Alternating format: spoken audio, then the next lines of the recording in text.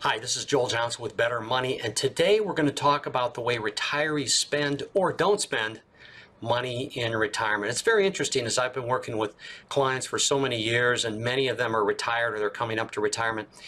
Your personality, or I should say maybe your behavior around money changes.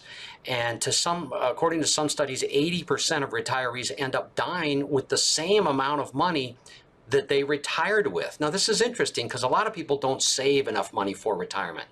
But typically, if you're watching this, and also other people that we work with at a financial planning firm like ours, typically what's happened is when somebody gets in the habit of saving money over their lifetime, they tend not to spend as much as they could during their retirement, which is a shame, right? People have sacrificed during their working life, and now they're not spending the money they could spend during retirement. Let's just talk about a few reasons, and I want you to get your hands on a report that's called To Spend or Not to Spend in Retirement. So first of all, retirees tend to plan not to touch assets. They like to spend their earnings, but they tend not to spend assets because they have that in their mind that they've worked for this money and they don't want to go broke.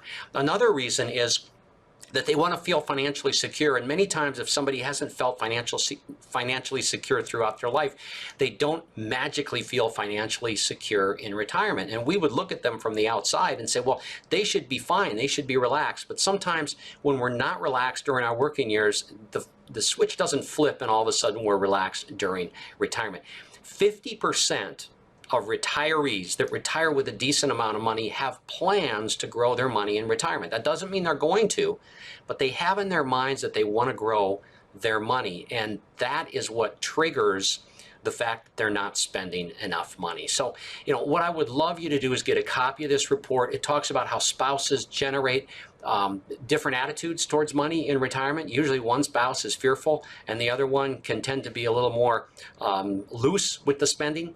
And then also, many retirees today, they have more anxiety than they used to. And I think a lot of this is because we have such access to quick news. We can watch the news, we can get information right away from the news, and it can cause this sense of urgency in retirement that really shouldn't be there. So like I said earlier, go to bettermoneytv.com, get a copy of this report. You'll benefit from it. You'll understand the attitudes that people have for retirement. Again, this is Joel Johnson. Go to bettermoneytv.com, get your copy of this report.